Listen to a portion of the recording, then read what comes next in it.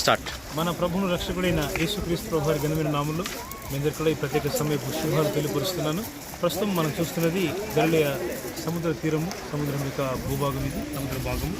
చాలా అద్భుతమైనటువంటి స్థలం ఇది. ప్రభు యేసుక్రీస్తు వారు తాను పునరుత్థానమైన తర్వాత శిష్యులు కనబడే ప్రత్యక్షతలు 8 వాక్యాలు రాయబడ్డాయి. వాటి యోహాను 21 అధ్యాయంలో ప్రభు చెప్పిన ప్రత్యక్షతలలో ఒక అద్భుతమైన ప్రత్యక్షత ఇది.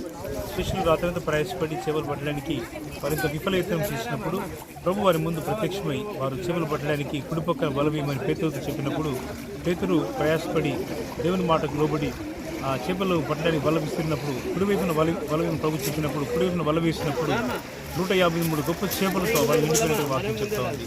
సూర్యోదయం వచ్చినగా ప్రభు వారి శ్రమను చూసి వారికి తాను సిద్ధపరిచిన ఆ చేపలను ప్రభు వారికి భోజనం వడ్డించి ప్రభు తాను సిద్ధపరిచిన ఆహారాన్ని శిష్యులకు ఇచ్చిన అమూల్యమైన సంగతులు మీకు తెలియపరచడం ధన్యతగా భావిస్తూ మరి గలిలయ సముద్ర తీరం నుండి మీకు మా శుభములు తెలియపరుస్తున్నాను. ప్రేమతో దేవుని దాసుడు, సేవకుడు. Thank you very much.